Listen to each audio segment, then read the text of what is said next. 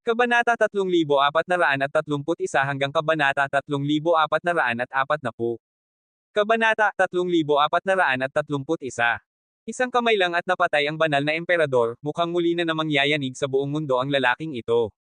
Sa loob at labas ng banal na lungsod ng Tianlong, ang nakagigimbal na aura ay tila ginawang karagatan ang mundo, ang kawalan ay patuloy na nanginginig at umuuga. Sa sandaling ito, sa kawalan sa harap ng palasyo ng emperador ng Aris, ang mga makapangyarihan mula sa iba't ibang banal na lungsod ay lubos na nabigla.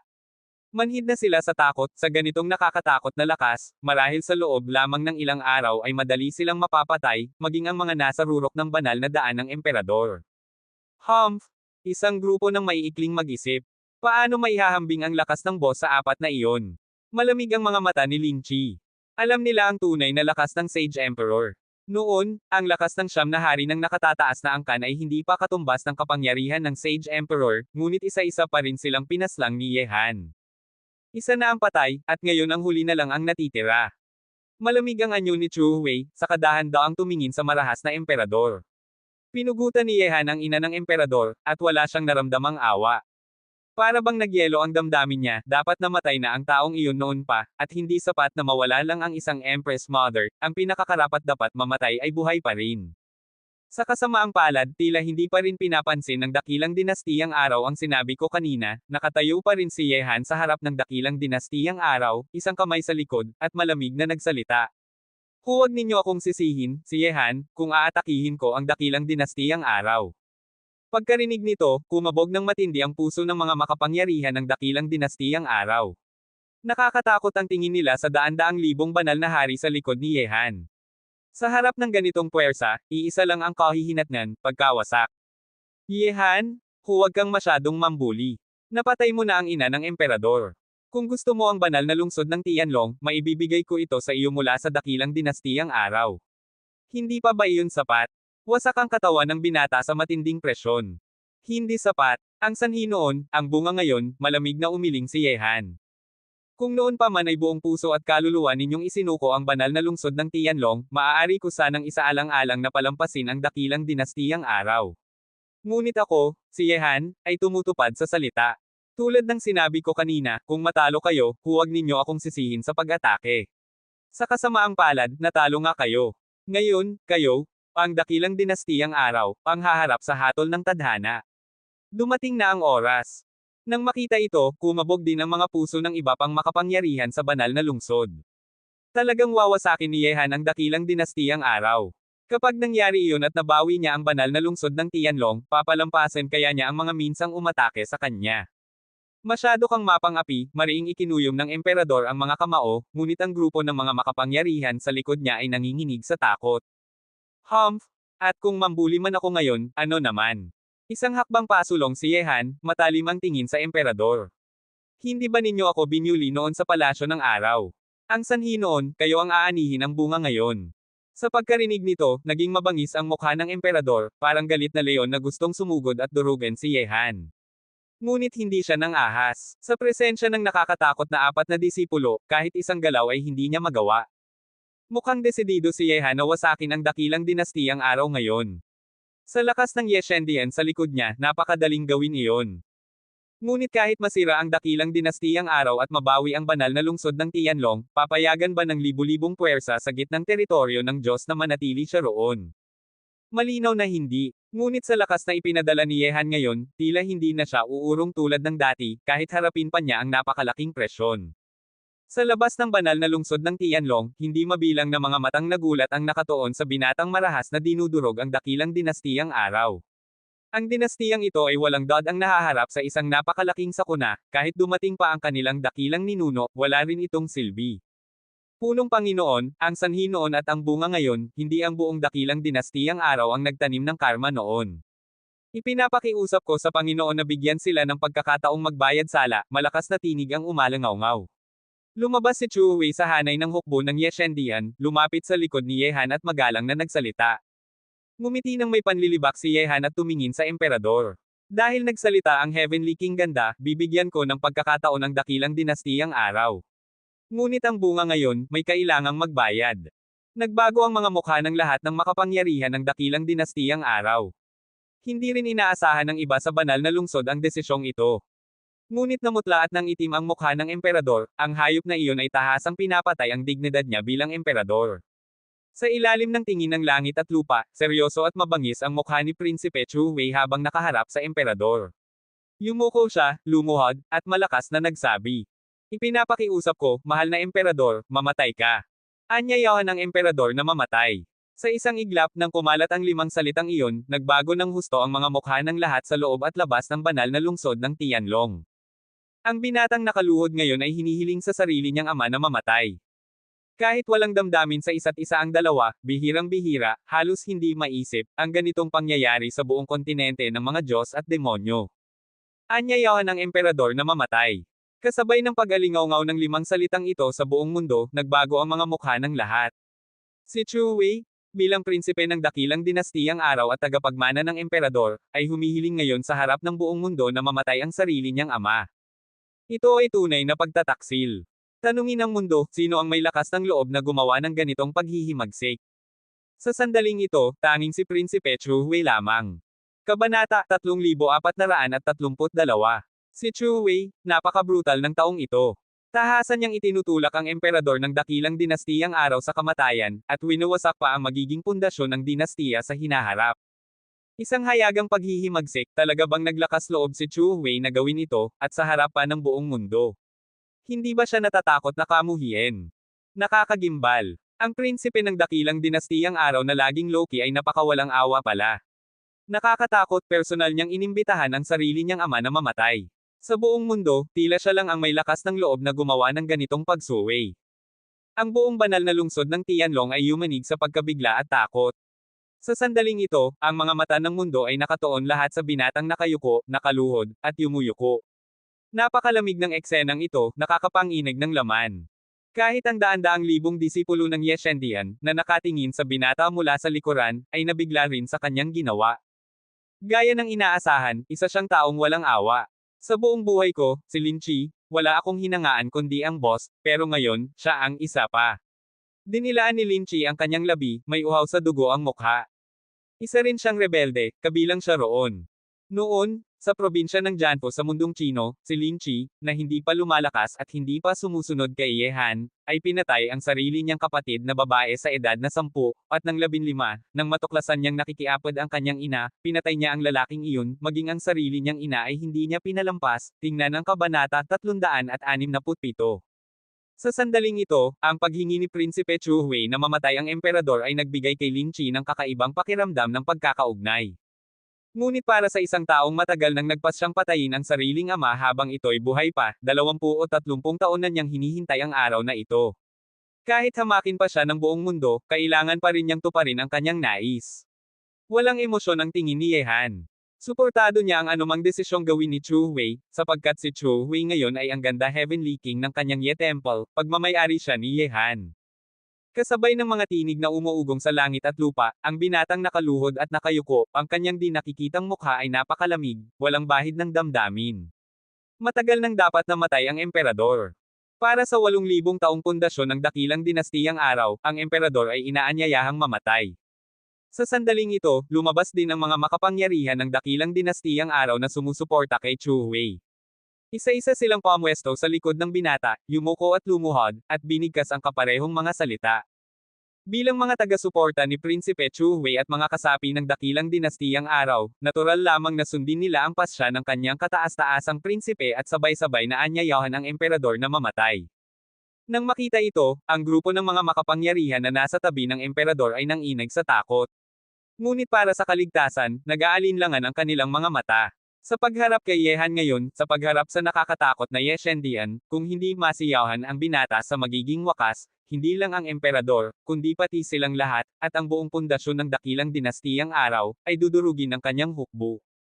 Kung hindi ka lason, hindi ka magiging asawa. Maliit pala ang tingin namin noon sa prinsipe ng dakilang dinastiyang araw. Takot na sabi ng mga makapangyarihan sa ibang banal na lungsod. Ang binatang may lakas ng loob na humiling sa sariling ama na mamatay, hindi siya baliw ngayon, ngunit kapag tuluyang nagwala, magiging mas nakakatakot at mas baliw pa siya. May may-ari ang bawat galit, at may magbabayad sa bawat utang. Kung sino ang nagtanim ng sanhi noon, siya ang magbabayad ngayon. Emperador, dahil napakaraming nais kang magbayad ng karma, ano ang masasabi mo? Muling nagsalita si Yehan. Kung ayaw mong bayaran ang karma, huwag mo akong turuan, si Yehan, na pumatay ngayon, sapagkat bukas, darating ang hukbo sa dakilang dinastiyang araw at yuyurikan ang 8,000 taong pundasyon. Pagkarinig nito, nanginig ang mga makapangyarihan sa likod ng emperador. Pakiusap, mamatay ka, mahal na emperador. Ang unang makapangyarihan sa tabi ng emperador ay nagsalita ng may hirap. Sa isang iglap, sabay-sabay ding nagsalita ang iba pa, pakiusap, mahal na emperador, mamatay ka. Pakiusap, mamatay ka, mahal na emperador. Sa likod ng lahat ng makapangyarihan ng dakilang dinastiyang araw, ang hukbong apoy, 10,000 tao, ay lumuhad sa isang tuhod at yumuko. Sabay-sabay nilang binigkas ang mga salitang ito, at ang tunog ay yumanig sa kalangitan.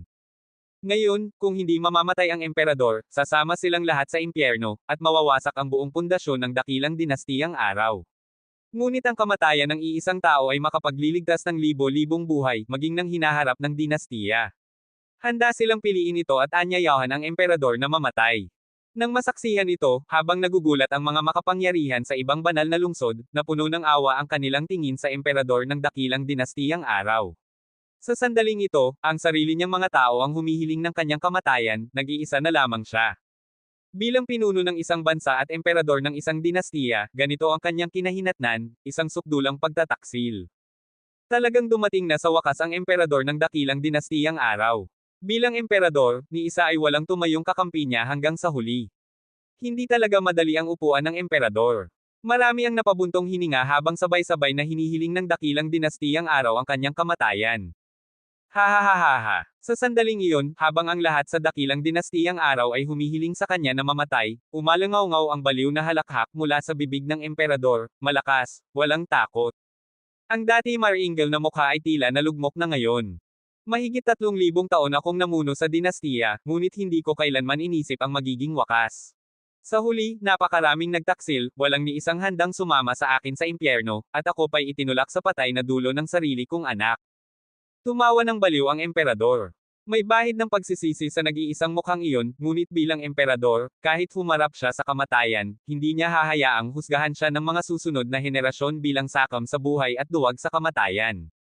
Habang nakatingin ang mundo sa baliw at nag-iisang emperador, nanag ang katahimikan. Ang wakas niya ay matagal nang nakatakda. Yehan, umaasa ang emperador na tutuperin mo ang iyong salita at iingatan ang pundasyon ng aking dakilang dinastiyang araw. Ang emperador na ito, ay mamamatay na. Kabanata 3433. Sa isang iglap, kasabay ng baliw na halakhak na iyon, ang emperador na si Ling Tian ay naglunsad ng huling suntok, rumaragasa patungo kay Yehan upang makipagpalitan ng buhay. Kahit mamamatay na siya, isa pa rin siyang emperador, hindi siya handang mamatay ng walang saysay. Ngunit sa harap ng eksenang ito, nanatiling malamig at walang emosyon si Yehan. Ang mga mata ng buong mundo ay nakatuon sa emperador na nasa bingit ng kamatayan. Sa likuran ni Yehan, gumalaw ang 4 na disipulo sa sandaling iyon. Parang mga sibat, agad silang lumitaw sa harap ni Yehan. Bigyan siya ng buo niyang bangkay, malamig na sabi ni Yehan. Isa sa 4 na disipulo ay kumilos na parang kidlat, sumugod ng pauilas at tuwid, hinablot ang leeg ng emperador gamit ang isang kamay, at dinurog ito hanggang mamatay. Sa kalangitan, sumiklab ang huling hininga ng emperador, umaabot hanggang langit ang kanyang aura. Ngunit sa huling sagupaan, ang kanyang lalamunan ay madaling nadurog ng isa sa napakalalakas na disipulo. Wala na siyang kahit kaunting karapatang makipaglaro pa sa mga sandata. Ang isang emperador ng dinastiya ay napilitang mamatay sa kawalan sa harap ng palasyo ng emperador ng Aris. Sa langit at lupa, hindi mabilang na mga taong nakasaksi nito ang may sari-saring damdamin. Ang emperador ay nakaupo sa trono ng dakilang dinastiyang araw at napanatili ang katatagan nito sa loob ng mahigit 3,000 taon, hindi siya isang pangkaraniwang tao. Ngunit kahit hindi siya pangkaraniwan, hindi rin siya maituturing na tunay na henyo. Kung hindi, hindi siya aabot sa wakas na pagtataksilan ng sariling dugo at laman. Iniwan ni Yehan na buo ang bangkay ng emperador, maituturing itong pagbibigay galang sa tapang na ipinakita ng kabilang panig sa huling sandali ng kanyang buhay. Sa huli, iniwan ng mga makapangyarihan ng dakilang dinastiyang araw ang banal na lungsod ng Tianlong, dala ang mga bangkay ng emperador at ng Empress Mother. Tinutupad ni Yehan ang kanyang salita, natural na hindi niya pahihirapan ang mga natitirang tao ng dakilang dinastiyang araw. Ngunit habang umaalis ang mga taga-dakilang dinastiyang araw, nanatili pa rin ang mga makapangyarihan ng iba pang malalaking banal na lungsod. Kung walang utos ni Yehan, hindi sila nang ahas umalis sa Tianlong Holy City. Kapag nainsulto nila ang binata, ang kapalaran ng emperador at ng Empress Mother ang pinakamalinaw na halimbawa. Mga ginoo, sa banal na lungsod ng Tianlong, hanggang kailan ninyo balak tapusin ang panunood? Dahan daw ang tumingin si Yehan sa mga makapangyarihan gaya ng Taiyin Temple. Matapos ayusin ang usapin ng dakilang dinastiyang araw, oras na para maningil sa mga taong ito. Pagkarinig nito, nanigas ang mga mukha ng mga makapangyarihan ng Taiyin Temple at ng iba pa. Alam nilang hindi sila palalampasan ni Yehan, ngunit nang dumating na ang sandaling ito, hindi pa rin nila napigilan ang takot. Mukhang hahanap na naman si Yehan ng susunod na babanggain, gagantay na siya. Hindi talaga madaling kalabanan ang taong ito. Sa labas ng Tianlong Holy City, agad na naunawaan ng mga cultivator ang susunod na hakbang ni Yehan. Yehan? Kahit may kinalaman kami sa nangyari noon, ikaw ay isang tao na sumasakop sa Tianlong Holy City, isang bagay na tinututulan ng libu-libong puwersa sa gitnang teritoryo ng Diyos. Gusto mo pa bang singilin ang buong gitnang teritoryo?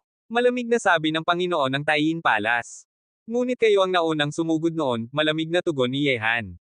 Huwag ninyong isipin na hindi alam ng Panginoon ng bulwagang ito ang pakay ninyo sa pagpunta ngayon sa Tianlong Holy City. Kung gusto ninyong manggulo, wala kayong karapatan. At huwag ninyong asahang matatapos kayo tulad ng emperador ng dakilang dinastiyang araw, putulin ng isang braso at lumaya sa Tianlong Holy City. Pagkarinig nito, nagbago ang mga mukha ng mga makapangyarihan ng mga banal na lungsod. Ano, gusto ba ninyong ako mismo ang kumilos? Isang nakakatakot na intensyon ng pagpatay ang sumabog mula sa katawan ni Yehan. Sa susunod na sandali, ang apat na disipulo ay tumayo sa harap niya na parang mga bakal na tore. Bibigyan ko kayo ng 3 hininga. Kung hindi ninyo gagawin, tutulungan nila kayo. Nang makita ang apat na disipulo na naglalabas ng nakakatindig balahibong aura, nagbago ng husto ang mga ekspresyon ng mga makapangyarihan ng banal na lungsod. Yehan, sobra ka ng mapang-api. Kapag nabawi mo ang Tianlong Holy City ngayon, sa loob ng ilang araw, ituturing ka ng buong gitnang teritoryo ng Diyos bilang kaaway ng lahat.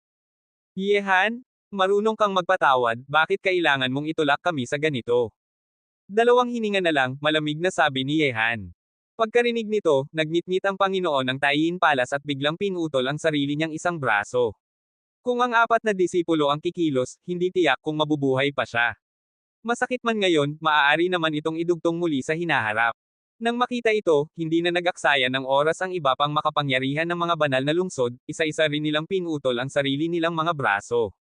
Ang binatang ito ay naglakas loob na bawiin ang Tianlong Holy City at hamanin ang libu-libong puwersa ng buong gitnang teritoryo ng Diyos, isang tunay na baliw.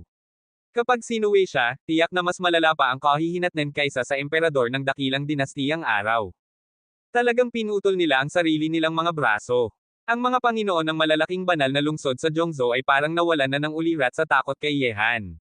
Natural lang. Sa nakakatakot na lakas sa likod ni Yehan, sino ang mga ngahas sumuway sa kanya ngayon? Kung susuway, tiyak na mas malala ang sasapitin kaysa sa emperador ng dakilang dinastiyang araw. Sa labas ng Tianlong Holy City, hindi mabilang na mga mata ang nakatitig sa binatang kayang magpasya ng buhay at kamatayan ng mga Panginoon ng banal na lungsod sa isang salita lamang. 10 taon sa silangan, 10 taon sa kanluran, huwag maliitin ang mahirap at bata. Napakabilis ng pagbabagong ito. Yehan? Ngayong nabawi mo ang Tianlong Holy City, hindi ka palalampasan ng buong gitnang teritoryo ng Diyos. Malamig na sabi ng mga makapangyarihan habang hawak ang kanilang naputol na mga braso. Humph! May kinalaman ba kayo roon? Sigaw ni Yehan na parang kulog. Lumayas kayo sa Tianlong Holy City. Ang malapamatay na anyo ni Yehan ay nagpasabog ng takot, dahilan upang tumakas ang mga makapangyarihan ng mga banal na lungsod na parang kidlat. Nang makita ito, unti-unting hamupa ang pagkabigla sa puso ng hindi mabilang na mga cultivator sa labas ng Tianlong Holy City. Bagamat walang sumabog na napakalaking digmaan dito ngayon, ang kapangyarihan ng binatang iyon ay magpapayanig sa buong Zhongzhou sa hinaharap. Wala nang mga ngahas maliitin ang talon niya, kahit ang seminaryo ng banal na lungsod ng liwanag ay kailangang mag-isip ng mabuti sa harap ng makapangyarihang si Yehan. Kabanata 3434. Pagkalipas ng 3 araw, ako, si Yehan, ay magtatatag ng isang sekta sa banal na lungsod ng Tianlong. Ang sinumang hindi tumanggap, ang Yeshendian ang magtuturo sa inyo anumang oras. Sa sandaling ito, isang malakas na tinig ang nagmula kay Yehan at umalangaw sa buong banal na lungsod ng Tianlong. Agad na pumasok sa palasyo ng Aris ang daan-daang libong disipulo ng Yeshendian, sa pamumuno ng lahat ng mga Heavenly King at General. Ang lugar na ito ang magiging tahanan ng Yeshendian. Pagkalipas ng 3 araw, magtatatag si Yehan ng isang sekta, tila haharapin niya ang buong gitnang teritoryo ng Diyos. Ang ganitong tapang ay kahanga-hanga lamang pagmasdan. Ngunit ang Ye Temple sa likuran niya ay tunay na nakakatakot. Ang nangyari ngayon sa Tianlong Holy City ay tiyak nakakalat sa buong kontinente ng mga Diyos at demonyo sa loob ng 3 araw. Pagsapit noon, tiyak na siksikan ang Tianlong Holy City, hindi lang ang iba pang 4 na Diyos, pati ang gitnang mga Diyos. Maraming puwersa ang tiyak na hindi masisiyahan sa pagtatatag ni Yehan ng isang sekta sa Tianlong Holy City. Gayunman, wala pang 2 oras matapos ang pangyayari sa Tianlong Holy City, maraming puwersa sa buong Zhongzhou ang nakatanggap na ng balita, kasama na ang Xinwu Academy. Daan-daang libong Holy King, kung kikilos ang batang ito, yayanigan niya ang buong mundo. Nabigla ang 4 na dekano. Bagamat nakipag-ugnayan na si Shaben sa Xinwu Academy at pumayag na suportahan si Yehan sa pagtatatag ng sekta sa gitnang teritoryo ng Diyos, hindi pa rin nila inasahan na magiging ganito kalaki ang magiging galaw ni Yehan. Ipinapalagay ng Yeshendian ang sarili bilang isang templo. Mukhang pagkalipas ng 3 araw, kailangang magpakita ang Dark Temple sa Tianlong Holy City. Kayong 4, kayo ang pupunta roon ng personal, sabi ng dekano ng Xinwu. Hindi na kailangan, wika ng banal na espiritu ng Xinwu Academy. Maghanda na lamang ng isang marangyang handog, ako mismo ang pupunta pagdating ng oras. Napangiti ng mapait ang punong guro ng Xinwu. Sa mainit ang ulo ng kanilang ninunong banal na espiritu, sinumang manggahas mang api sa batang iyon ay tiyak na mauuwi sa banggaan. Nagpalit ng kamay ang Tianlong Holy City at muling bumalik sa kamay ni Yehan. Sa loob lamang ng isang araw, kumalat ang balita sa buong gitnang teritoryo ng Diyos, parang lindol na muling yumanig sa rehiyon, kumalat na parang ipu-ipo sa tainga ng napakarami. Maraming puwersa sa gitnang teritoryo ang nagnitnit matapos mabigla. Bagamat pinalayas na si Yehan mula sa lahi ng tao ng pinuno nito at hindi na itinuturing na kabilang sa sangkatauhan, siya pa rin ay dating tao. Ang muling pag-atake at pagbawi sa Tianlong Holy City ay malinaw na hindi paggalang sa libu-libong puwersa ng gitnang teritoryo ng Diyos. Noong sama-samang tutulan ng gitnang teritoryo ang pananakop ni Yehan sa Tianlong Holy City, malinaw na naipahayag na ang kanilang tindig. Ang pagbabalik ni Yehan ngayon ay hayagang paghamon sa awtoridad ng gitnang teritoryo ng Diyos. Ang Yeshendian na tinuturing ang sarili bilang isang templo, napaka-ambisyosong junior. Akala ba niya ay palamuti lamang ang Dark Temple sa gitnang teritoryo ng Diyos? Sa madilim na lihim na kaharian, sa pangunahing bulwagan ng Dark Temple, ang bise-punong templo, nakasuot ng itim na balabal na may gintong berda, ay hindi nagnitnit ngunit may malamig at mahigpit na anyo. Nang unang sakupin ni Yehan ang Tianlong Holy City at mabunyag ang kanyang pagkakakilanlan bilang tao, ang Dark Temple ang humarap at, alang-alang sa lahi ng tao, hiniling lamang kay Yehan na isuko ang Tianlong Holy City nang hindi gumagamit ng dahas. Ngunit ngayon, ang pagbabalik ni Yehan ay malinaw na hindi pagbibigay halaga sa Dark Temple. Itinuturing pa niya ang sarili bilang isang templo at naghahandang magtatag ng sekta sa Tianlong Holy City, isang maslantad na paghamon sa Dark Temple. Bise-punong templo, muling sinakop ni Yehan ang Tianlong Holy City at balak pang itatag ang Ye Temple roon. Dapat nang kumilos ang Dark Temple upang supulan ito. Ngunit may balitang ang Ye Temple na itinatag niya ay may daan-daang libong disipulo ng Holy King. Totoo ba ito? Tanong ng isa. Bukod sa Dark Emperor, ang pinakamataas sa posisyon at lakas ay ang bise-punong templo. Ang natitira ay ang 3 pangunahing pangkat ng paghatol ng Dark Temple. Sa sandaling ito, naroon ang mga sugo ng 3 pangkat, bawat isa'y namumuno sa kani-kanilang hukbo ng paghatol, isang nakakatakot na kapangyarihang kilala sa buong mundo. Sa ngalan ng templo, iisa lamang ang maaaring umiral sa mundo, at iisa lamang sa gitnang teritoryo ng Diyos. Kahit gaano kalakas ang puwersang nasa likod ng junior na ito, at kahit sino pa ang sumusuporta sa kanya, ang Tianlong Holy City ay hindi lugar na maaari niyang angkinan. Dahil nais niyang magtatag ng sekta, bibigyan natin siya ng isang malaking handog mula sa Dark Temple. 3 sugo, galawin ang mga hukbo ng paghatol at maghanda para sa digmaan. Lumabas ang nakamamatay na intensyon sa malamig na mukha ng bise-punong templo. Hindi kayang tanggapin ng Dark Temple ang pagtatatag ni Yehan ng isang sekta sa Tianlong Holy City, ganoon din ang maraming puwersa sa gitnang teritoryo ng Diyos. Ang mga ginawa ni Yehan ay muling ginawang kaaway ng publiko ang gitnang teritoryo ng Diyos. Maraming makapangyarihang puwersa ang naghahandang bumaba sa Tianlong Holy City sa araw ng pagtatatag ng Yeshendian. Bagamat ipinakita na ng Yeshendian ang napakatinding lakas at may daan-daang libong disipulo ng Holy King, hindi pa ito nasasaksihan ng lahat, mahirap paniwalaan. At kahit pa totoo, kaya ba ng Yeshendian ang galit ng buong gitnang teritoryo ng Diyos? Muling tinarget ng batang iyon ang Tianlong Holy City at magtatatag pa ng sekta, talagang hindi siya maliit na tao, wika ni Wang Chuyi, ang higanti ng lahing demonyo. Nakabalik na siya sa lahi ng demonyo at alam na ang nangyari sa Tianlong Holy City. Ang pagsilang ng Yeshendian, ang daan-daang libong Holy King na disipulo, ang marahas na pagbawi ni Yehan sa Tianlong Holy City, ang pagpatay sa banal na ina gamit ang isang kamay, ang pakikipagsanib kay Prinsipe Chu Wei upang patayin ang emperador ng dakilang dinastiyang araw, at ang pagpilit sa mga Panginoon ng malalaking banal na lungsod na putulin ang kanilang mga braso, ang lahat ng ito'y kumalat na parang ipu-ipo, yumanig sa buong mundo. Juzi, malakas pa rin si Yehan kahit umalis na siya sa lahi ng tao. Ang Ye Temple na itinatag niya ay dapat nagmula sa dating Tianlong. Ang kapangyarihang ito, kahit kami, ang lahing demonyo, ay hindi maaaring maliitin. Napaka nakakatakot ng potensyal ng Ye Temple sa hinaharap. Batay sa impormasyong nakuha namin, ang 8 Heavenly King, ang 2 dakilang God Battalion, at ang 2 Dragon King ng Yeshendian ay tiyak na may kakayahang umangat sa Rurok balang araw. Hindi ba masama iyan? Bahagyang ngumiti ang higanteng demonyo. Noon sa lungsod ng kapalaran, baka nais ko pa siyang alisin agad. Ngunit ngayon, habang lalo siyang namumukod, lalo ko siyang nagugustuhan.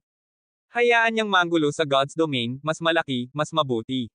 Mas mataas ang inakyat, mas matindi ang pagbagsak sa hinaharap.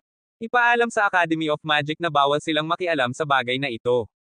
Opo, higanti. Isa pa, kamusta na ang iba? Nang maisip ang 3 unang emperador na tumanggap din ng pamana ng sinaunang mga Diyos at demonyo, kumitid ang mga mata ng higanteng demonyo.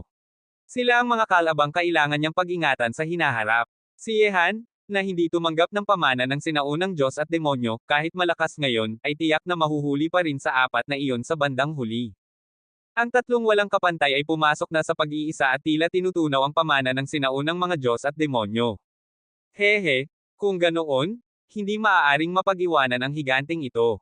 Ipagpatuloy ang pagbabantay sa gitnang teritoryo ng Diyos. Paglabas ko mula sa pag-iisa, halos handa na rin si Chu Jio. Kasabay nito, matapos mabalitaan na magtatatag si Yehan ng sekta sa Tianlong Holy City pagkalipas ng 3 araw, ang mga puwersang malapit kay Yehan ay naghahanda ng pumunta roon, tulad ng pamilyang Yun ng Shengzhou, pamilyang Li ng Sword Lord ng Wuji State, Hundred Flowers Valley, at mga puwersa mula sa Zuouzhou, Qingzhou, at iba pa na dati nang may malapit na ugnayan kay Yehan. Kabanata 3435. Tungkol naman sa human race, sina Li Zhengdao at ang iba pa na nakatanggap na ng balita ay naghahanda ng muling pumunta sa Central God Realm. Dahil magtatatag ng isang sekta si Yehan sa Tianlong Holy City, natural na hindi sila maaaring mawala. Pansamantala nilang ihihinto ang kanilang pagninilay at personal na pupunta sa Tianlong Holy City upang magbigay ng pagbati. Samantala, ang 7 superpower ng human race na kasalukuyang nasa lihim na lugar ng Heavenly Dao sa Central God Territory ay mahigpit ding binabantayan ang mga pagbabagong nagaganap ngayon. Hindi rin sila mawawala sa araw ng opisyal na pagtatatag ng Yeshendian. Ngunit si Yehan ay hindi na inintindi kung gaano kagulo, at kapuno ng galit ang Central God Territory sa sandaling ito. Matagal na niyang alam kung ano ang magiging reaksyon ng libu-libong puwersa sa Central God Territory matapos nilang malaman ang lahat ng ito. Tahimik lamang niyang hinihintay na dumating ang mga taong susuway sa kanya. Sa kasalukuyan, ang Tianlong Holy City ay mas masigla kaysa saan man. Sa paligid ng dating Aris Emperor Palace, muling tumindig ang ilang naglalakihang bundok na tila tumutusok sa kalangitan. Ang mga bundok na ito ang magiging pundasyon ng Yeshendian. Noon, sapat na ang lawak ng dojo ng Aris Emperor Palace, ngunit ngayon, para sa milyon-milyong miyembro ng Yeshendian, ito ay malinaw na masyado ng maliit, kaya kinakailangang palawakin.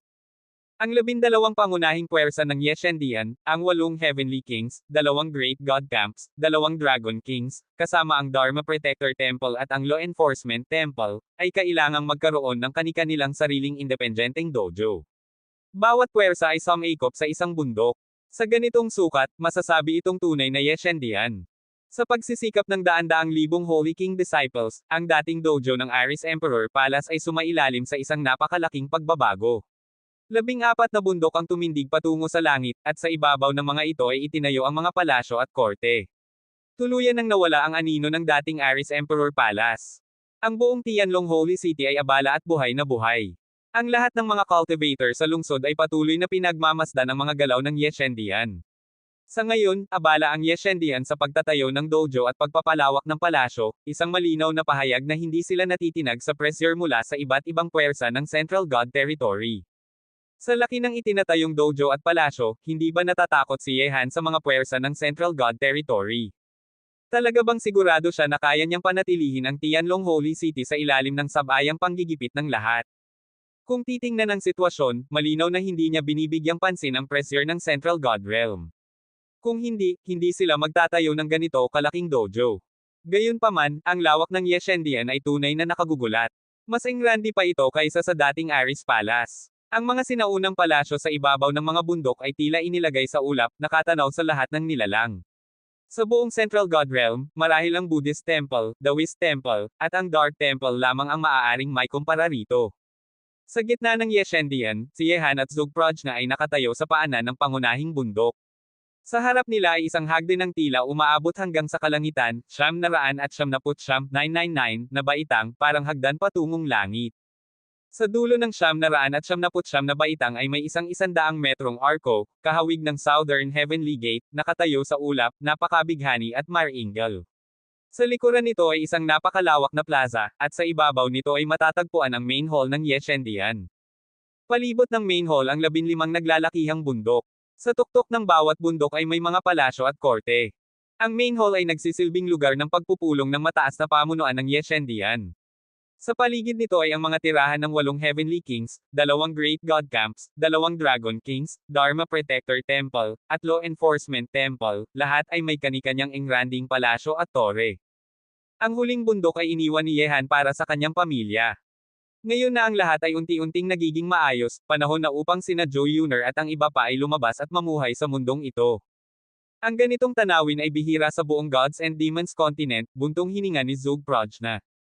Ngumiti si Yehan. Kung gagawin ng Yeshendian, dapat ay ang pinakamahusay. Kahit hindi man ang pinakamagaling, hindi ito maaaring maging mas mababa kaysa sa iba. 3 araw ang mabilis na lumipas, at sa wakas ay natapos ang dojo ng Yeshendian. 16 na bundok ang tuwid na tumindig sa kalangitan. Sa araw ng pagtatatag, ang buong Yeshendian ay puno ng kasiyahan. Ang plaza sa harap ng main hall ay natakpan ng pulang carpet. Maging ang 999 na baitang pababa ng bundok ay binalutan ng pula. Halos 2,000 Holy Kings ang nakahanay bilang Guard of Honor.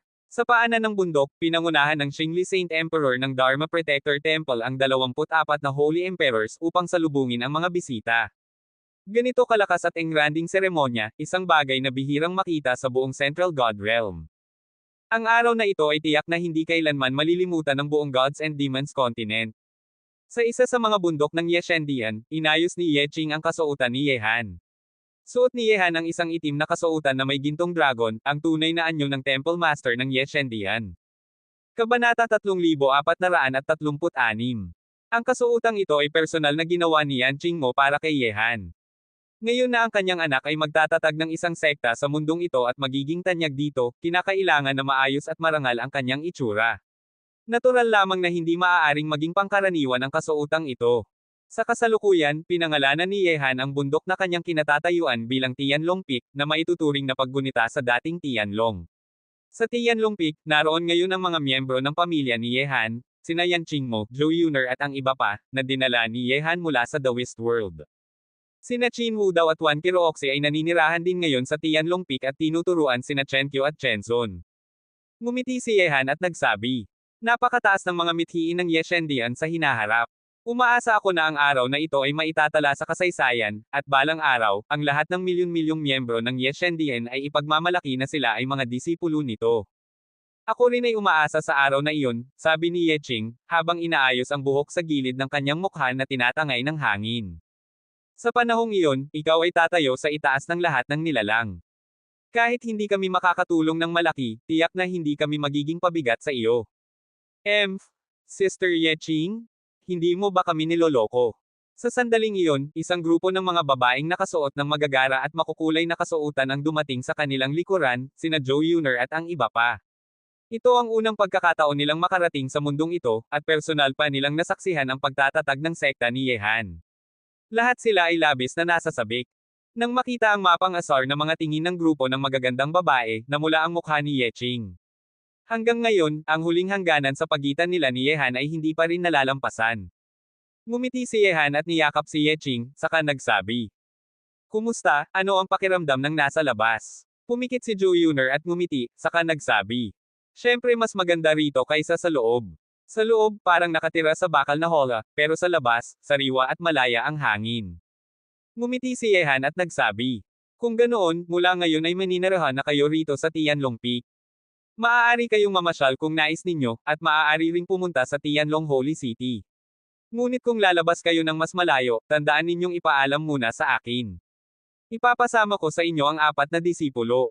Naiintindihan na, sabay tawa ni na Jo Yuner at ng iba pa. Ikaw lang talaga ang napakadaldal, lahat naman kami ay mga master na ngayon. Master. Sa kasalukuyang lakas ni na Jo Yuner at ng iba pa na nasa Immortal Realm, hindi pa rin sila maituturing na tunay na master sa napakalawak na Gods and Demons continent, ngunit hindi rin mataas ang hinihingi ni Yehan sa kanila. Napakaganda rito, mas maganda pa kaysa sa Yekeng. Pinalibutan ng mga babae si Yehan habang pinagmamasdan ang natapos na Yeshendian, napapalibutan ng mga bundok, tumatagos sa ulap, nababalot ng hamog, at may mga palasyo at sinaunang gusali na tila isang paraiso. Hindi maitago ni na Jo Yuner at ng iba pa ang kanilang paghanga. Di nagtagal, napunta ang kanilang mga tingin sa lalaking nasa tabi nila. Sino ang hindi mangangarap na makita ang minamahal na lalaki na magtagumpay at makapagtatag ng dakilang pundasyon? Ngayon, malinaw na nagawa na ito ni Yehan. Bilang kanyang mga babae, dama nila ang pagmamalaki. Bigla, mula sa paanan ng bundok ng Yeshendian, isang malakas na tinig ang umalangaw-ngaw. Ang Yun family ng Shengzhou ay dumating upang magbigay pugay. Dumating na ang Yun family, sabi ni Yehan habang tumingin pababa mula sa pangunahing bundok. Panahon na para magpakita ka, sabi ni Yeching. Kahit hindi pa kami makakatulong sa ngayon, mananatili kami rito upang masaksihan kung paano mo haharapin ang pagsubok na ito at kung paano yayanig ang pangalan ng Yeshendian sa buong mundo ngayong araw. Mariing tumanggo sina Jo Yuner at ang iba pa. Hehe, kahit para sa inyo? Hindi ko hahayaang year-okan ako ng sinuman, sabi ni Yehan bago umalis sa Tianlong Peak. Ngayon ang araw ng pagbubukas ng Yeshendian, at dumating na ang unang panauhin, ang Yun family ng Shengzhou, isang puwersang may matibay na ugnayan kay Yehan. Pagdating ni Yehan sa plaza ng pangunahing bulwagan ng Yeshendian, nakita niyang nakarating na sa mga hagdan mula sa paanan ng bundok ang mga tao ng Yun family, kasama sina Yun Mocking at ang kanyang asawa. Sina Jian Huang at ang iba pa mula sa Law Enforcement Temple ang sumalubong sa kanila, ngunit dahil espesyal ang Yun family, personal na lumapit si Yehan upang batiin sila. Hehe, Patriarch, 1 taon o 2 na ang lumipas, maayos ba ang lahat? Sabi ni Yehan habang nakangiti. Sa likod ng ninuno ng Yun family ay sina Yun Mocking at Gongshu Wuking. Alam ng lahat sa Yun family na ang pag-angat ng lakas ni Yun Mocking hanggang sa middle level Saint King ay hindi maihihiwalay sa pag-aaruga ni Yehan sa City of Destiny. Tiningnan ni Gongshu Wuking ang tahimik at may kapangyarihang binata sa kanyang harapan at napangiti ng mapait. Noon, inakala niyang masyadong mapusok si Yehan at mas mainam si Yun Mocking. Ngayon, malinaw na lubos siyang nagkamali. Haha, ayos lang. Malakas pa ang katawan ko, masiglang sabi ng ninuno ng Yun family. Kung may mga pisayo, kaya ko pang kumilos. Ang pagiging unang dumating ng Yun family ay malinaw na pahayag ng kanilang buong suporta kay Yehan. Brother Ye, binabati kita, taos-pusong sabi ni Yun Mocking. Sigurado ka ba sa mangyayari ngayon? Tanong ng ninuno ng Yun family na may bahagyang bigat sa tono. Sumili ang matalim na liwanag sa mga mata ni Yehan at sinabi. Sigurado man o hindi, kailangan kong lampasan ang pagsubok na ito. Kung sino man ang magtatangkang year-okan ako at pigilan ang pagtatatag ng Yeshendian, nakadepende iyon kung may kakayahan sila. Kabanata 3437. Nang marinig iyon, hindi na nagsalita pa ng marami ang ninuno ng pamilyang yun at sinuportahan niya si Yehan sa pagtatatag ng isang sekta sa Tianlong Holy City. Handa siyang tumayo sa likuran ng kabataang ito sa harap ng anumang unos at panganib. Bukod pa rito, kahit ang ninuno ng pamilyang yun ay nabigla at nayanig sa ipinakitang lakas ng Yeshendian ngayon. Bukod sa pagkagulat, ang Guard of Honor pa lamang na halos 2,000 Holy King at 24 na Holy Emperor sa paanan ng bundok ay mas malakas na kaysa sa buong pamilyang yun. Sa laki ng Yeshendian, hindi ito isang puwersang kayang year-okan ng kahit sino. Ang 100 Flowers Valley ng Holy State ay dumating upang bumati. Ang Asklov Valley ng Holy State ay dumating upang bumati. Ang pamilyang Chi mula sa Zuaozhou ay dumating upang bumati. Ang mga public loser ng Zuaozhou ay dumating upang bumati. Ang pamilyang Li mula sa Wuji Prefecture ay dumating upang bumati. Ang pamilyang Mo ng Meijo ay dumating upang bumati. Ang pamilyang Hai ng Leizhou ay dumating upang bumati. Ang pamilyang Lang ng Shengzhou ay dumating upang bumati. Sa sandaling iyon, sa paanan ng bundok ng Yeshendian, nagtipon ang iba't ibang puwersa. Napakalakas ng kanilang hanay at napakasigla ng paligid. Habang kumakalat sa buong Yeshendian ang tinig ng Holy Emperor Xingli, si Yehan, na masayang nakikipag-usap sa ninuno ng pamilyang yun, ay napilitang tumayo at personal na lumabas upang salubungin ang mga panauhin. Sa 999 na hakbang, isa-isang dumating ang iba't ibang puwersa upang bumati. Nang makita nila ang kasalukuyang lawak at anyo ng Yeshendian, labis ang pagkabigla sa kanilang mga puso. Ang lahat ng puwersa mula sa iba't ibang panig ay dumating upang bumati, tunay ng kahanga-hanga. Nakatayo sa tabi ni Yehan, si Jian Huang at ang iba pa ay nakaramdam ng ginhawa. Ang narating ni Yehan ngayon ay ikinatuwa at ikinapagmamalaki rin nila bilang kanyang mga tagapangalaga. Narito si Yehan. Maraming salamat sa inyong lahat sa pagdating upang bumati. Nakatayo si Yehan sa tuktok ng bundok at minasdan ang mga puwersang bumabati sa paanan. Wala siyang kaiabangan ni pagkabalisa. Kabilang sa mga ito ang mga puwersang dati niyang nakabangga, ngunit sa huli ay yumuko pa rin sa harap niya, gaya ng pamilyang Qi ng Zuaozhou. Nang may tayo ang templo, dumating silang lahat upang bumati ng walang pag-aalinlangan. Siyempre, naroon din ang mga puwersang kinakatawan ng kanyang mga tinanggap na disipulo, gaya ng pamilyang Mo na pinamumunuan ni Mo Hailan, ang Wenqing Valley na kinakatawan ni Nan Wenqing, at ang pamilyang Li ng Sword Lord ng Wuji State na kinakatawan ni Li Xiaoya. Bukod dito, dumating din ang ilang puwersang nasa likuran ng mga disipulo ng Xinwu Academy, tulad ng pamilyang Hai ng Leizhou at pamilyang Lang ng Shengzhou. Siyempre, ang kanilang pagdating ay malinaw na may kinalaman din sa Xinwu Academy. Karamihan sa mga disipulo ng Xinwu Academy ay may mga puwersang sumusuporta sa kanila. Kapag minobolisa ng Xinwu Academy ang mga puwersang ito, tiyak na magiging isang napakalakas na lakas ang mabubuo. Matapos dumating ang lahat ng puwersa upang bumati, personal silang tinanggap ni Yehan isa-isa sa harap ng tarangkahan ng bundok.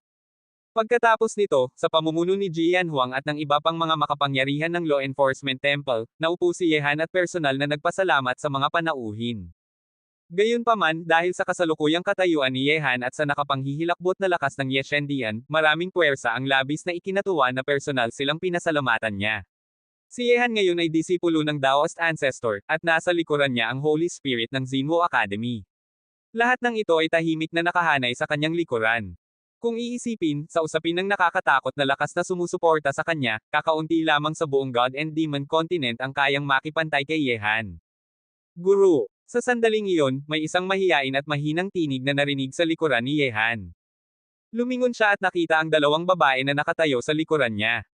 Nang makita ito, hinaplos ni Yehan ang buhok ng dalagang unti-unting nagbago mula sa isang bata tungo sa isang maganda at marikit na dalaga, at nakangiting sinabi, Holy King Realm, hindi masama. Bagamat wala akong balak tumanggap ng mga disipulo noon, ngunit dahil tinawag mo akong guro ngayon, mula ngayon ikaw ay magiging disipulo ko, si Yehan. Nang marinig ito, si Li Ruolan na nakatayo sa likuran ni Li Xiaoya ay hindi napigil ang mainggit.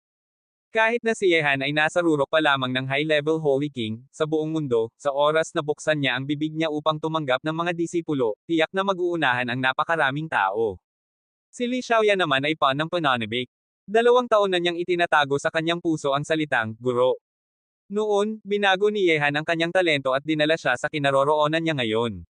Dahil patuloy na tumataas ang katayuan ni Yehan sa buong God and Demon Continent, natatakot din siya na baka hindi na siya kilalain ng disipulo nito. Disipulong si Li Xiaoya, bumabati sa guro. Sa sariling pahintulot ni Yehan, agad sanang magsagawa ng seremonya ng pagkilala si Li Xiaoya bilang disipulo. Iwinagayway ni Yehan ang kanyang kamay at nakangiting sinabi, sige na, laktawan muna natin ngayon. Sa hinaharap, kapag pumunta ka sa Yeshendian, bibigyan pa kita ng isa pang kapalaran bilang iyong guro.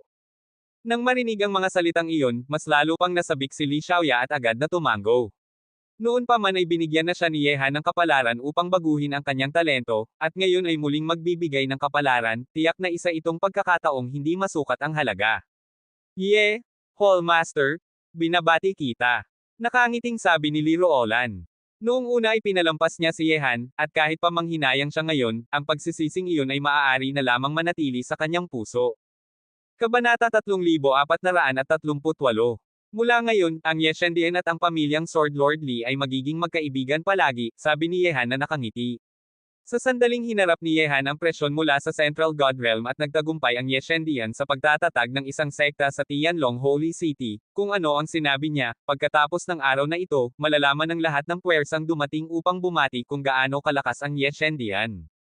Hindi nagtagal, muling dumating ang mga panauhin upang bumati kay Yeshendian, at ang makapangyarihang tinig ay nagpagalaw sa lahat ng makapangyarihang tao na dumating sa harap ng main hall ng Yeshendian. Zuanchen Secret Realm, bumabati mula sa Zuanchen Temple. Yuantong Secret Realm, ang Tianyin Mountain ay narito upang bumati. Vientiane Secret Realm, bumabati mula sa Vientiane Palace. Northern Wilderness Secret Realm, huwag bumalik sa bundok, bumati. Taisui Secret Realm, narito ang Wangyo Tower upang bumati. Yuzhou, bumabati mula sa Jiaxing Pavilion. Yanzhou, narito ang banal na apoy ng pamilyang Lo upang bumati. Wuzhou, narito ang Wan Jianzhu ang upang bumati. Xiaoshou, narito ang Tianya Pavilion upang bumati. Fengzhou, bumabati mula sa Tianfeng Pavilion. Qingno Prefecture, narito ang Wanli Barbarian Sect upang bumati. Zhenzhou, narito ang pamilya ng Crazy Turtle upang bumati. Yuzhou, narito ang pamilyang Chanyo upang bumati. Xinzhou, narito ang Chenenzong upang bumati. Bazhou, narito ang pamilya ni King Wuzhou upang bumati. Habang patuloy na dumarating ang mga tinig na ito mula sa paanan ng bundok ng Yeshendian, halos lahat ng tao sa Heavenly Dragon Sacred City ay naririnig ang makapal na tinig. Sa sandaling ito, sa plaza sa harap ng main hall ng Yeshendian, ang puso ng lahat ng makapangyarihang tao na nakarinig ng mga pangalan ng mga puwersang ito ay nagulat. Naitatag ng Yeshendian ang isang sekta sa Tianlong Holy City. Ang mga nakakaalam kay Yehan ay may dahilan upang dumating at bumati, ngunit ang mga puwersang narito sa sandaling ito ay hindi pa naririnig ang pagkakaroon ng malalim na ugnayan kay Yehan. Bukod dito, sa 12 Secret Realms ng Central God Territory, may 5 malaking Secret Realms na dumating ng sabay upang bumati kay Yeshendian. Ang bigat na ito ay hindi pangkaraniwan. Sa Central God Territory, bukod sa Buddhism, Taoism, at Dark Temple, ang lakas ng 5 colleges ang pinaka-nakakatakot, at sa ilalim ng 5 colleges, iginagalang ang mga pangunahing puwersa ng Secret Realm. Ngayon, ang mga puwersang dumating mula sa pangunahing Secret Realms dito ay mas nakakatakot pa kaysa sa pamilyang yun ng Holy State. Dumating ang 5 Secret Realms sa Tianlong Holy City upang bumati ng sabay. Hindi ba lahat sila ay nais tumayo sa tabi ni Yehan at suportahan siya sa pagtatatag ng sekta sa Tianlong Holy City? Hindi ko talaga alam, at hindi ko rin narinig na may kaugnayan si Yehan sa 5 Secret Realms na ito. Gayunpaman, ang 5 Secret Realms ay lumitaw ng walang hiya. Kahit hindi sila dumating upang suportahan si Yehan, dahil dumating silang bumati ngayon, hindi nila dapat hadlangan ang pagtatatag ng sekta ni Yehan sa Tianlong Holy City. Dumating ang 5 malaking Secret Realms upang bumati ng sabay. Ito ay may pambihirang kahalagahan, at sa panahong ito, kahit na mabigat ang bigat ng 5 malaking Secret Realms, ang mga puwersa mula sa iba pang pangunahing estado na dumating upang bumati kay Yeshendian ngayon ay napakalakas din. Ang mga puwersa mula sa mga pangunahing estado na dumating noon ay dumating ngayon upang bumati sa Yeshendian, at lahat ng puwersang dumating ay ang pinakamakapangyarihang puwersa sa 10 estado. Dumating ang 5 malaking Secret Realms upang bumati ng sabay, at dumating rin ang 10 prefectures upang bumati ng sabay. Bukod sa amin, ngayon ang mga puwersa mula sa 36 na prefectures at 12 Secret Realms sa Ye Temple ay dumating na mula sa higit sa kalahati ng mga rehiyon. Zuanchen Secret Realm, Zuanchen Temple, Yuankong Secret Realm, Tianyin Mountain, Vientiane Secret Realm, Vientiane Palace, Northern Desolation Secret Realm, No Return Mountain, Taisui Secret Realm, Moon Tower, kasama ang Yuzhou, Yanzhou, Wuzhou, Xiaoshou. Sa nakaraang 2 taon, ang mga puwersa sa 10 estado ay nakakita ng mga napakatakot na henyo na lumitaw sa mga puwersang ito. Huwag mong sabihin, hindi ko alam, talagang ganito ang kaso. Talagang kakaiba na ang mga henyo na lumitaw ng sabay sa loob ng 1 o 2 taon ay dumating sa Ye Temple na ito. Noon, maraming henyo sa God and Demon Continent ang pumasok sa City of Destiny. Ngayon, ang mga henyo na ito ay naging pinakapopular na grupo ng mga henyo sa Central God Territory sa nakaraang 2 taon, ngunit ngayon, ang mga pinakapopular na henyo ay tila dumating kay Yeshendian. Sa plaza ng Main Hall, nagulat ang mga pangunahing puwersa na dumating dito sa simula. Hindi nalihim na may 16 na prefectures at 5 Secret Realm forces na dumating sa Ye Temple upang bumati. Napakalakas ng ganitong linya, sa Central God Realm, marahil tanging Buddhism, Taoism, at Dark Secret Realm lamang ang may ganitong kapangyarihan. Bukod dito, sa nakaraang 2 taon, lumitaw ang mga nakakatakot na henyo sa mga puwersang dumating ngayon, at kasing ningning nila ang mga 1,000-year-old king, long life king, Xiao Pojian, at iba pa noon. Lumapit si Yehan sa harap ng hagdan at nakatayo na nakapulupot ang kanyang mga kamay sa likod. Pinagmamasdan niya ang mga puwersang dahan-daang lumalapit mula sa hagdan na may ngiti sa kanyang mukha. Ngunit mas nakatuon ang kanyang tingin sa mga taong dumating sa sandaling ito. Sa mga batang henyo ng 15 puwersa, walang nagkukulang, lahat ng batang henyo ay nasa kanilang 20s, lalaki man o babae, at ang kanilang lakas ay lahat nakapasok na sa realm ng Holy King. Kabanata 3439. Sa kasalukuyan, mahigit kalahati ng mga henyo sa 15 puwersang ito ay naging mga susunod na tagapagmana ng kani-kanilang mga puwersa. Sa ilalim ng ganoong mga titig, lumitaw ang 15 puwersa sa plaza ng main hall na may nakakatakot na aura. Agad, sa lugar kung saan nagtagpo ang mga tingin ng bawat isa, sabay-sabay na lumabas ang 15 kabataan, lalaki at babae, yumuko at nagbigay galang, at sinabi ang isang bagay na ikinagulat ng lahat. Pagbati, guru. Pagbati, guru. Nang mabigkas ang 4 na salitang ito mula sa mga labi ng 15 kabataan na sabay-sabay na yumuko, sa plaza ng main hall ng Yeshendian, nagulat ang lahat ng puwersang dumating sa simula, at lahat ay napatingin na nagulat. Tinitingnan ng 15 o 88 na kabataan na lahat ay nakapasok na sa realm ng Holy King. Totoong tinawag nila si Yehan na kanilang guro. Guro, paano posible na ang mga nakakatakot na henyo na umusbong mula sa mga pangunahing puwersa sa nakaraang 1 o 2 taon at ngayon ay sikat sa Central God Territory, ay si Yehan ang kanilang guro? Ito, ano ba talaga ang nangyayari dito? Paano maaaring maging guro ni Yehan ang mga ito? 5 malaking secret realms, 10 estado, at iba pang puwersang dumating sa Yeshendian, kabilang ang mga henyo na umusbong sa nakaraang 1 o 2 taon ay lahat disciples ni Yehan. Tinitingnan ang sitwasyon, marahil ganoon nga. Kung hindi, bakit ang mga puwersang ito mula sa 5 malaking secret realms at 10 estado ay dumating sa Yeshendian upang bumati, ngunit kailan ba tinanggap ni Yehan ang grupong ito ng mga disciples? Walang balita ang lumabas. Sa plaza ng main hall, natakot ang iba't ibang puwersang dumating dito sa simula, ngunit sa sandaling ito, ang 15 kabataan na yumuko at nagpakita ng pagsamba, mayroong 15 napakalalaking puwersa sa likod nila. Ang mga puwersang ito ay matatagpuan sa iba't ibang estado, lahat ng secret realms ay nasa antas ng Overlord, katulad ng orihinal na Zhongzhou, maliban sa seminary sa Holy City of Light, ang Great Sun Dynasty ay nangingibabaw sa buong Zhongzhou. Ngayon, ang mga puwersang ito ay lahat ay nagtipon dahil sa isang tao. Napakalaki nito na nakakagulat. Sa 15 puwersa, may mahigit 20 malalakas na tao sa realm ng Holy Will Emperor lamang. Bukod dito, ang 15 kabataan ngayon ay lahat nasa edad na 20 hanggang 25. Kung hindi nabuksan ang City of Destiny, ang ningning ng mga henyo na ito ay tiyak na pangalawa lamang sa 5 peerless na henyo sa God and Demon Continent noon. Siyempre, kahit nabuksan ang City of Destiny, ang mga henyo ng lahat ng lahi na pumasok sa City of Destiny ay lumabas na, at karamihan sa kanila ay nakapasok sa realm ng Holy King, God King, Sky Demon, at Great Demon King, ngunit ang 15 ito na henyo na nanirahan sa City of Destiny ay hindi rin pangkaraniwan kumpara sa kanila. Sa sandaling ito, sa likod ng 15 yamukong kabataan, ang 15 malalakas na tao na dumating sa Yeshendian ay napilitang ngumiti ng mapanglo sa eksenang ito. Ang pinaka-natatanging disciple nila ay lumabas na disciples ni Yehan. Bago ito, hindi nila alam ito. Orihinal, itinatag ni Yehan ang isang sekta sa Tianlong Holy City, at ang mga puwersang ito ay pupunta sa Tianlong Holy City upang supulan si Yehan at pilitin siyang isuko muli ang Tianlong Holy City, ngunit sa sandaling ito, ang pinaka-natatanging miyembro ng kanilang sekta ay tumayo upang labanan ito, at ilang nais na takasan ang kanilang sekta at pamilya, at pinilit silang mamatay.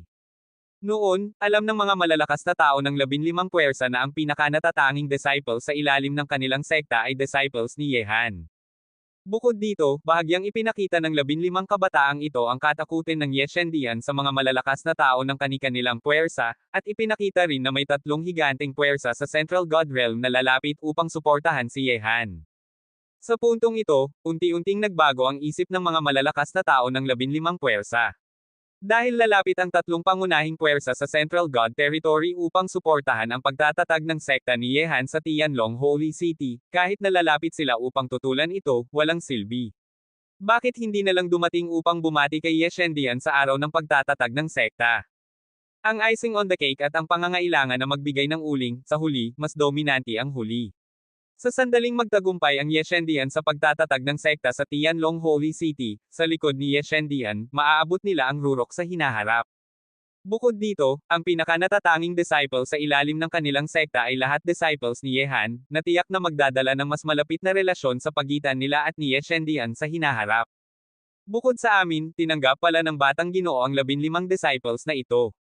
Medyo nagulat sina Nan Wenqing at Muhailan, pati si Li Xiaoya ay ganoon din, ngunit kailan ba tinanggap ni Yehan ang 15 disciples na ito? Hindi rin nila alam na sa sandaling ito, dinala ng 15 disciples na ito ang 15 puwersa upang bumati kay Yeshendian, na nagdala ng matinding gulat at sorpresa sa lahat ng naroroon.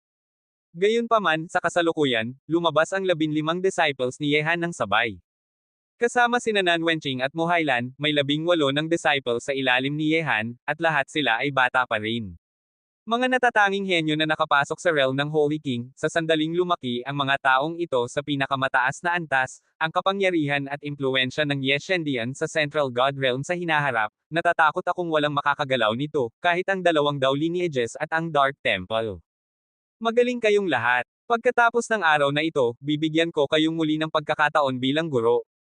Kung makakaangat kayo sa Heavenly Emperor sa hinaharap ay nakasalalay sa kani-kanilang kapalaran. Ngumiti si Yehan at sinabi, ang mga disciples na dumating kay Yeshendian upang bumati ngayon, hindi na kailangang subukan sa lahat ng aspeto, at binibigyan niya ang mga disciples na ito ng pagkakataon. Sa hinaharap, ang mga disciples na ito ang mamumuno sa kani-kanilang mga sekta at pamilya, iyon rin ay matibay na tagasunod ng Yeshendian sa Central God Territory, at sa oras na iyon, mas mataas ang katayuan ni Yeshendian sa Central God Territory. Narinig ang sinabi ni Yehan, hindi lamang ang 5 malaking secret realms at 10 estado na dumating kay Yeshendian ang labis na nagulat, kundi pati na rin ang mga dumating sa Yeshendian sa simula ay lalong naguluhan. Kung ibibigay mo ang pagkakataon, kung makakaangat ka sa Heavenly Emperor o hindi, sapat na ang pangungusap na ito upang ipakita kung gaano kalaki ang pagkakataong nais ibigay ni Yehan. Tanging ang pamana na iniwan ng Heavenly Emperor ang makakakuha ng pagkakataong umangat sa Heavenly Emperor. Talagang hindi pangkaraniwan ang batang ito.